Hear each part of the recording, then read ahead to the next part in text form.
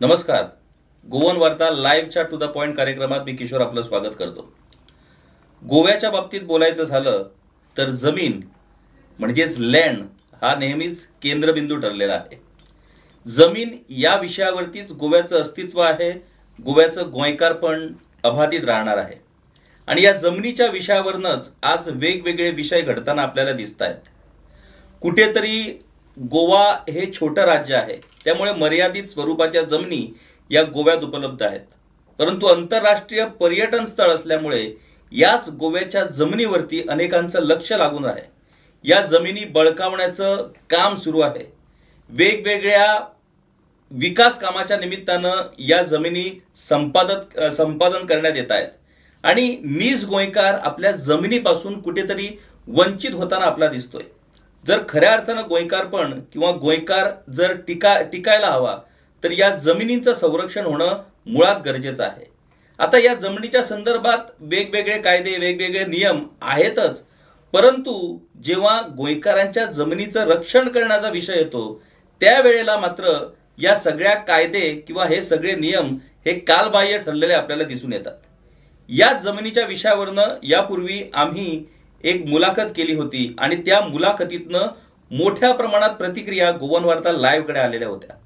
आमच्यासोबत आज या विषयावरती चर्चा करण्यासाठी आहेत माजी मंत्री आणि माजी आमदार सदानंद मळिक सर. सर, तुमचं स्वागत आहे. सदानंद मळिक सर यांचा गाढा अभ्यास गोव्याच्या जमिनी संदर्भात आहेत, विशेष करून कोमनीदात आणि जमिनी संबंधित वेगवेगळे कायदे. सातत्यानं या विषयावरती अभ्यास करून सातत्यानं लोकांमध्ये जागृती निर्माण करण्याचं काम हे मळिक सर सातत्यानं करतायत. मागच्या वेळेला जेव्हा आम्ही मळिक सरांसोबत अशा पद्धतीची मुलाखत केली होती, त्या मुलाखतीवरून अनेक खेडेगावातनं अनेक गोव्याच्या वेगवेगळ्या भागातनं आम्हाला प्रतिक्रिया आला की पहिल्यांदाच अशी माहिती आम्हाला मिळालेली आहे आणि या विषयावरती आणखी सविस्तर चर्चा होण्याची गरज आहे, जेणेकरून नेमकी परिस्थिती काय आहे आणि जमिनीच्या संदर्भात नेमके वास्तव काय आहे आणि सध्या ज्या भानगडी सुरू आहेत त्या काय आहेत. तर या अनेक विषयावरती आम्ही आजच्या या टू द पॉइंट कार्यक्रमात चर्चा करणार आहोत. सर, माझा पहिला प्रश्न, आम्ही जे लोकप्रतिनिधी निवडतो म्हणजे स्थानिक स्वराज्य पातळीवरती पंच, त्याच्यानंतर जिल्हा पंचायत सदस्य, मग त्याच्यानंतर विधानसभेचे आमदार, त्याच्यानंतर संसदेचे खासदार, तर विधानसभेसाठी जे आमदार आम्ही निवडतो, जे ऑलरेडी आम्ही निवडलेले आहेत, परंतु त्यांचं भवितव्य मतदान यंत्रात आहे. 10 रोजी ते उघड होणार आहे.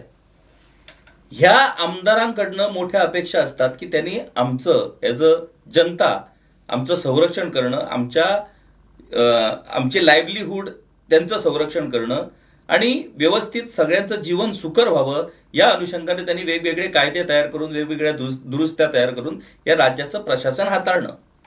जमीन हा जो विषय आहे त्या जमिनीच्या संरक्षणासंदर्भात, त्या जमिनीच्या मालकी हक्काच्या संदर्भात किंवा त्या जमिनीचं जे ॲडमिनिस्ट्रेशन आहे त्याच्या संदर्भात या आमदारांची नेमकी काय भूमिका असते? आमदाराची जर भूमिका आम्ही पळोवपाची जाली जाल्यार आतां तुवें सांगला तशें की कायदे करप, आवश्यक ते दुरुस्ती करप, जर अडचणी खंयच्यो येतात ते अडचणी काडून उडोवपाक लेजिस्लेटीव मेथड्स वापरप हे तेंचें काम. पण जो पर्यंत ते चौकस रावना कसल्यो बाबा अडचणी आसात, कितें तेका उपाय काडूंक जाय आनी आपूण सरकार हाडिना जाल्यार आपूण स्वताचे आपले प्रायवेट मेंबर्स बील हाडून सरकाराचें लक्ष वेधून घेवपाक जाय. ही अत्यंत म्हत्वाची भूमिका ही आमदाराची आसता. कित्याक बरेच फावटी सरकाराचे वेस्टेड इंट्रस्ट जर आसात जाल्यार थोडे फावटी सरकार ते दुरुस्ती हाडिना. पण अशा वेळाचेर तो ओपोजिशनाचो आमदार असो किंवा रुलिंगाचो सुद्दां असो, तो जर आपण अमेंडमेंट मूव करीत लोकांच्या हिताच्या दृष्टिकोनासून जाल्यार सगळ्या जनतेचें लक्ष त्याच्याकडे वयता आणि कदाचित सरकाराक तो अमेंडमेंट दुरुस्ती हाडपाचें आश्वासन दिवचें पडटा विधानसभेक आणि ती दुरुस्ती येवन लोकांचो प्रश्न सुटावो जावं शकता. पण ह्या सगळ्या बाबतींत आमदार जितलो चौकस आणि अभ्यासान ते सगळे फुडें व्हरपी जाय. दुर्दैवान आज सद्याची परिस्थितीन आमकां तशें दिसना. हे खेदान नमूद करचें पडटा. बरोबर. सर, मला एक सांगा की 60 वर्ष झाली गोवा मुक्तीला. यापूर्वीही तुम्ही तुमच्या पहिल्या मुलाखतीत या संदर्भात अधिक स्पष्टीकरण दिलंच होतं.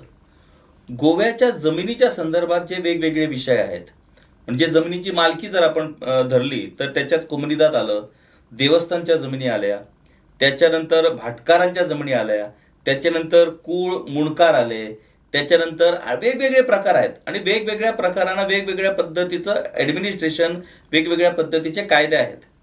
परंतु एक गोष्ट प्रामुख्याने आता सध्या जी उपस्थित झाली आहे ती म्हणजे ज्या ज्या वेळेला गोव्यात वेगवेगळ्या विकास प्रकल्पांसाठी जमिनी संपादन करण्याचं जे सत्र सुरू आहे, त्या जमिनी संपादन केल्यानंतर जेव्हा त्या लोकांना भरपाई देण्याचा विषय येतो त्यावेळेला त्या लोकांकडे त्या जमिनीच्या मालकी हक्काचे कागदपत्रच नाहीत असा विषय निर्माण होतो.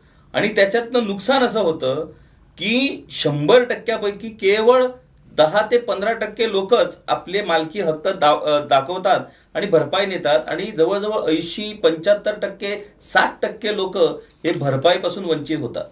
आणि एकतर त्यांच्या हातातनं जमिनी जातात, त्यांना भरपाई मिळत नाही, म्हणजे देशोधडीला लागतायत. आणि हे सगळे घटक हे नीच गोंयकार आहेत. मालकी हक्क संदर्भात हा जो घोळ सुरू आहे गेली 60 वर्ष, त्याचं नेमकं कारण काय आणि ह्या कारणाला नेमकी काय परिस्थिती जबाबदार आहे आणि ज्याकडे या सरकारचं लक्ष जात नाहीये. प्रामुख्यान तुवें जो उल्लेख केला तो जमनी लोकां कडसून वळपाक लँड एक्विजिशन ऍक्ट हो मोठ्या प्रमाणात रिस्पॉन्सिबल आसा. बरोबर. आणि दुसरे त्या लँड एक्विजिशनाची जी कॉम्पेन्सेशन मेळपाक जाय ते डॉक्युमेंट्स नासल्या कारणान लोकांक मेळना हो तुजो मुद्दो आसा. बरोबर. आता हांव भितर पयल्या पार्टा कडेन वयता लँड एक्विजिशनाचो. जेन्ना सरकार लँड एक्विजिशन करता नॉर्मली ते पयलीं करता ते लँड एक्विजिशन ऍक्ट 1894च्या अंडर करता. आमी पार्श्वभूमी समजून घेवंक जाय गोंयची आणि गोंया इतर प्रदेशाची, भारताच्या इतर प्रदेशाची. लँड एक्विजिशन ऍक्ट 1894 हो जो आसा हो सरकारान ब्रिटीश सरकारान केल्लो. कित्याक केल्लो तर ब्रिटीश सरकाराच्यो जमनी ज्यो भारतान आसल्यो, ज्यो लोकांक दिल्ल्यो कल्टिवेट करपाक, पैसे ऑन द रेंट वर्साक तेंच्यांनी महसूल सरकाराक फारीक करचो पडटा आणि त्या बदला तांकां जमीन दिल्ली आसता. फुडें सरकाराक जर ब्रिटीश सरकाराक दिसलें की बाबा खंयचोय सार्वजनीक उपक्रम करपाक जाय, खंयचें इन्स्टिट्यूशन उबारूंक जाय किंवा समज पूल बांदूंक जाय आनी कितें करूंक जाय जाल्यार ज्यो जमनी लोकांक दिल्ल्यो आसा त्योच जमनी तांकां परत घेवच्यो पडटा. आनी त्यो जर जमनी परत घेतले जाल्यार ताका म्हणून तेंच्यांनी लँड एक्विजिशन ऍक्ट 1894 केल्लो. म्हणजे प्रामुख्यान ज्यो जमनी सरकारान दिल्या त्योच जमनी त्या लोकां कडल्यान परत घेवप आणि त्या लोकांनी ते जमनीचेर आपले कश्ट करून ती जमीन पिकावळी घाल्ल्या म्हणून तांकां नुकसाण जातलें म्हणून तांकां नुकसाण भरपाई दिवप. म्हणून लँड एक्विजिशन ऍक्ट 1894 कॉम्पेन्सेशन ह्या शब्दाचो उल्लेख आसा, प्रायस आणि व्हॅल्यूचो उल्लेख ना थंय. कित्याक ते तांकां सरकाराचीच जमीन सरकार आपूण परत घेता, तुमकां तेजो नुकसाण जातली म्हणून भरपाई दिता. आमच्या गोंयान जेन्ना आमी विचार करता तेन्ना पयलो प्रश्न म्हाज्या मनान येता की whether this land acquisition act 1894 can really be applied in Goa. कित्याक तर जमीन सरकाराची असल्या शिवाय आणि सरकारान दिल्ली असल्या शिवाय सरकार ती घेऊ शकना. आता तुझ्या म्हणण्याप्रमाणे सरकार ह्यो जमनी घेता पूण सरकारान ह्यो जमनी लोकांक दिल्ल्यो ज्यो घेता त्यो जर ते सरकारान दिवंक नसल्यो then you cannot enforce and apply the Land Acquisition Act 1894. You have to ask to the government, the acquiring authority आसा ताका विचारूंक जाय बाबा दिस इज हे तुवें जमनी आमकां केन्ना दिल्ल्यो, तूं आमच्या कडसून ते एक्वायर करून घेता. जर तुवें आमकां दिवंकूच ना जाल्यार तूं आमच्या कडसून ते घेता कशें. So that should be the first point to challenge the acquisition, land acquisition. तूं म्हणटलो आता की सार्वजनीक उपक्रमांक मागीर जमनी मेळच्यो ना. You convince the people and ask them to give it to you, but not by forcing them on the land acquisition. So land acquisition 1894 हे आमच्या गोंयान खरें म्हणजे ऍप्लिकेबल जायना. कित्याक it can only be exercise and applied in case of a government property, government land जी लोकांक दिल्ली आसा. दुसरो आता तुजो येयलो कॉम्पेन्सेशनाचो. सो हो तुमकां आतां जर सॅटिस्फाय जावपाक जाय कॉम्पेन्सेशनाच्या बाबतींत म्हणजे तुमी लँड एक्विजिशन ऍक्ट एक्सेप्ट केलो असो तेजो अर्थ आता. जर तुमकां एक्सेप्ट करपाचेंच ना एक्विजिशन, तुमकां जमीन सोडपाचीच ना, you have to challenge the land acquisition act on the authority of the government to acquire the land. जर कलेक्टर अपॉइंट तुमकां एक्सरसाइज करता आपले रायट जाल्यार कलेक्टरूच कसो निर्माण जालो हांगासून सुरू जावपाक जाय सगळें. So you have to fight on the different lion.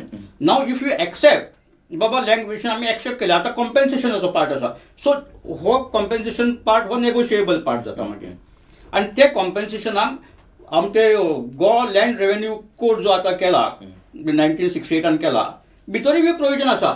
लोक म्हणटा की आमकां दुसरी जमीन दिवपाक जाय बी खूब फावटी ते आसा भितर disposal of government grand rules 19 कितें तरी आसा तो तेजेर आसा ते बाबा ताका दुसरी जमीन दिवपाक जाय कल्टिवेबल म्हणून. So and government people can take that apply that also. पण बेसिकली म्हाज्या मता प्रमाणे land acquisition act 1894 can not be rightfully and lawfully applied in Goa. तर हाच एक प्रमुख मुद्दा म्हणजे तुमच्या बरोबर जेव्हा मागच्या वेळेला आम्ही चर्चा केली होती तेव्हा हाच प्रमुख मुद्दा उपस्थित झाला होता. या मुद्द्यावरनं मी अनेक वेळा अनेक ज्येष्ठ वकिलांकडे या मुद्द्यावरनं बोलण्याचा प्रयत्न केला की एक असा युक्तिवाद होतोय, त्या युक्तिवादाच्या बाबतीत तुमचं काय मत. तर माझा असा अनुभव आहे की या विषयावरती कुठलीही न्यायसंस्थेतली व्यक्ती उघडपणे बोलायला तयार नाही की बाबा हा नेमका घोळ काय आहे. म्हणजे जेव्हा गोवा, दमण आणि दीव या 3 युनियन टेरिटरींचा जेव्हा भारतात समावेश झाला आणि या 3ही युनियन टेरिटरीच्या संदर्भात भारताचं प्रशासन लागू झालं त्यावेळेला दमण आणि दीव आणि गोवा यांच्या बाबतीत जो काय नेमका फरक झाला त्या फरकाचे परिणाम आज आपल्याला या सगळ्या अनुषंगाने पाहायला मिळत आहेत. आता अशी जर परिस्थिती आपण जर बोललो तर लगेच एक सरसकट आरोप होतो की तुम्ही लोक भारतात समावेश होण्यास विरोध करतात की काय, तुम्हाला गोवा हे स्वतंत्र राष्ट्र हवे की काय, किंवा तुम्ही अँटी नॅशनल आहात, अशा पद्धतीचे युक्तिवाद होतात. कदाचित याच कारणामुळे अनेक वकील या बाबतीत बोलायला तयार नसतील. परंतु हा जो फरक आहे म्हणजे गोव्याच्या बाबतीत भारतात जेव्हा गोव्याचा समावेश झाला त्यावेळेला ज्या गोष्टी भारत सरकारनं करण्याची गरज होती त्या गोष्टी भारत सरकारकडून झाल्या नाहीत आणि त्याचे परिणाम आज 60 वर्षानंतर आपल्याला वेगवेगळ्या कारणांना त्याचे परिणाम भोगावे लागत आहेत. हा जो काय ज्या घडामोडी झाल्या ते जरा आम्हाला स्पष्ट करून सांगा. पहिलं म्हणजे जेन्ना 12th amendment after liberation on 20 December 1961 appointed date आसा ती त्या टायमार पयलो 12th अमेंडमेंट केले कॉन्स्टिट्युशनान आणि त्या इन 1962 आणि ते जे आसा पयलीं 14 तारखेक राज्यसभेन जाले मार्चाचे 20 तारखेक म्हणजे 14 तारखेक लोकसभेन 20 तारखेक राज्यसभेन 27 तारखेक ते पास जाले. सो ते जे 12th अमेंडमेंट आसा तितून Goa, Daman and Diu union territory म्हणून डिक्लेअर केले कॉन्स्टिट्युशनान त्याचो समावेश जालो. रोखडेच ताच्या उपरांत Goa, Daman and Diu administration act pass जालो तेच दिसा 27 मार्च. आणि on the same day also आनीकूय रेग्युलेशन्स एक्सटेंड जावपाक हें केलो, लॉ पास केले, बिल हे काडले, ऑर्डिनन्स काडले, रेग्युलेशन्स काडली. आणि मागीर ताच्या उपरांत Daman abolition of properties of villages act येयलो. तो अत्यंत म्हत्वाचो भाग आसा. 2 गोष्टी आहा भितर, Goa, Daman and Diu administration act आणि abolition of proprietorship of Daman. आता हे आम्ही जेन्ना घेऊन पळयता न्ही तेन्ना आमच्या लक्षात येता की जो पर्यंत सेंट्रल गव्हर्नमेंटाक जमीन नासता, जमनीचेर अधिकार नसता तो पर्यंत सेंट्रल गव्हर्नमेंटाक आपले लॉज एक्सटेंड करूंक गावना माझे मत. तेका लागून Daman abolition of properties of villages केले त्यांनी. म्हणजे जमीन ज्यो जमनी दमणाक प्रॉपर्टायटरा कडेन आसल्यो त्यो तेंच्यो प्रॉपर्टायटरशीप अबोलिश करून the land is vested in the central government म्हटलें तेंच्यांनी. अँड त्याच कायद्यान तेंच्यांनी म्हटलें की post of Daman is created, collector is created for दमन.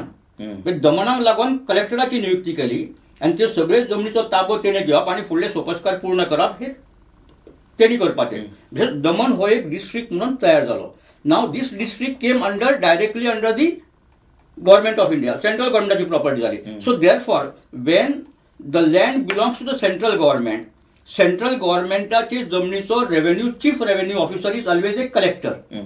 आणि त्याची सुरवातूच ईस्ट इंडिया कंपनी कडल्यान 1772 पयलो कलेक्टर अपॉइंट केला ईस्ट इंडिया कंपनी. आणि तीच परंपरा तशी उरली. म्हणजे who is a collector collector is a office principal revenue officer of this for the land of the central government.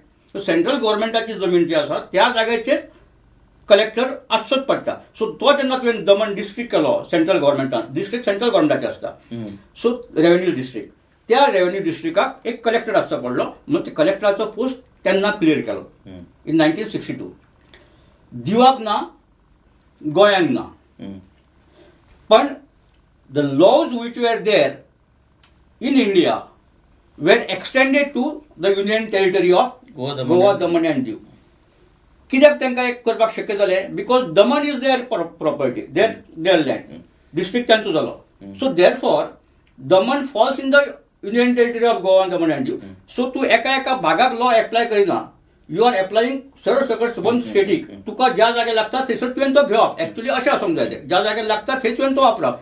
सरळ सकट सगळ्यांक लावप ना तो, because you don't have your land in Goa, you cannot extend your law there. त्यांची situation वेगळें आसा. आणि परत तुम्ही Goa, Daman and Diu administration act 1962 केला. हितून ऑलरेडी क्लियर केल्लें आहा की जे पयलींचे पोर्तुगीज कायदे आहा ते सगळे कंटिन्यू जातले म्हणून.